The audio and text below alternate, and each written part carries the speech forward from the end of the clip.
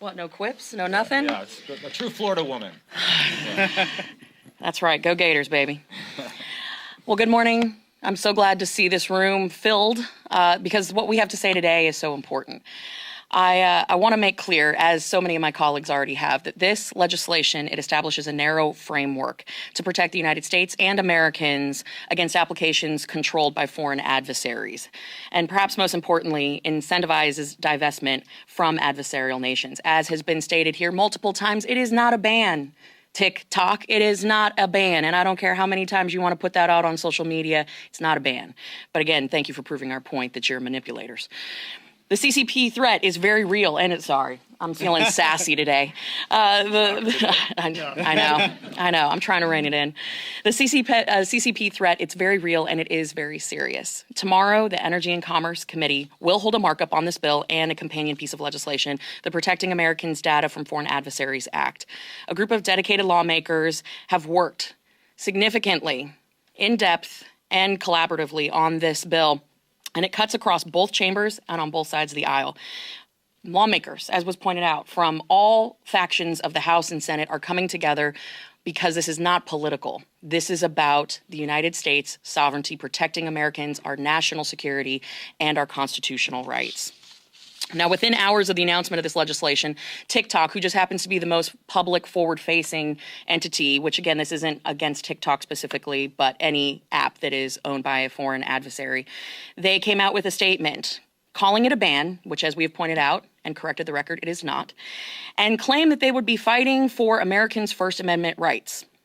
Thank you, TikTok, for proving our point. You are manipulators, you don't tell the truth, and you damn sure don't give one iota about Americans' constitutional rights. The irony of the CCP claiming to stand up for Americans' First Amendment rights is definitely the joke of the century. They seem to have forgotten that they not only steal Americans' data, violate their Fourth Amendment rights regularly, but also violate Americans' First Amendment rights daily. The data proves it, and I invite members of the press to review the data that we have here. I know several of my colleagues have talked about these points, about how there's suppression of different content that doesn't align with the CCP, how it's amplified or suppressed. I'll give you some very specific numbers.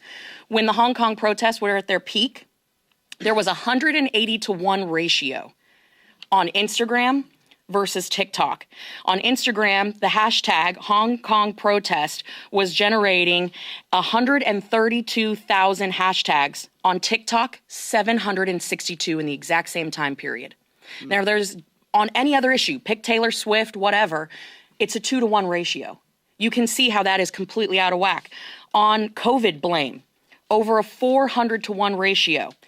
If you were to type in China virus, hashtag China virus, on Instagram, there were 79,353 on Instagram, 0 to be found on TikTok.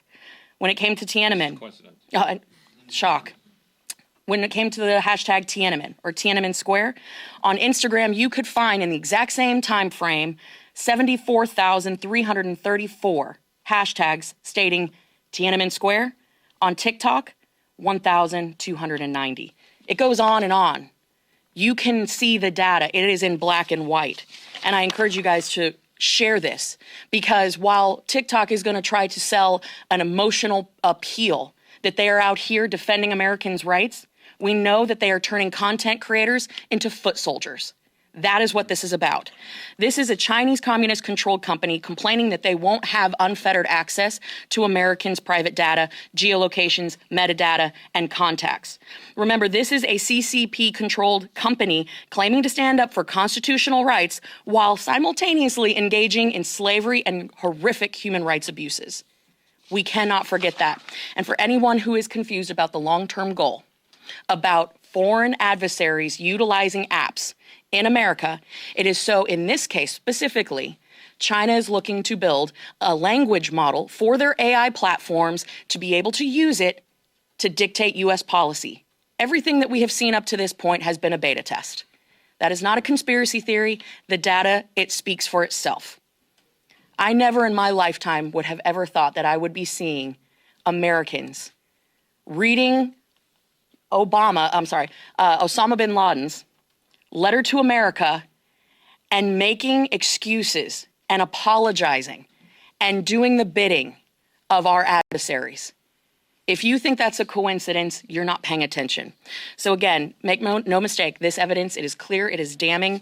The CCP has golden shares in ByteDance, the parent company of TikTok, and while this is not singularly about one company, and it is not a ban, they love to be front and center on this issue, so they've opened that door. The harder that they try to salvage their ability to infiltrate our phones and our communities and the lives of 150 million Americans plus, the more clear it will become. For them, this is not about being profitable. We know that that's Meta's goal. It's not about the money. It is about access and it is about control. The CCP and the companies they control are pissed off that they will no longer have unfettered access, and today is when it stops. So thank you for being here, and thank you to my colleagues for all your hard work on this. Thank you.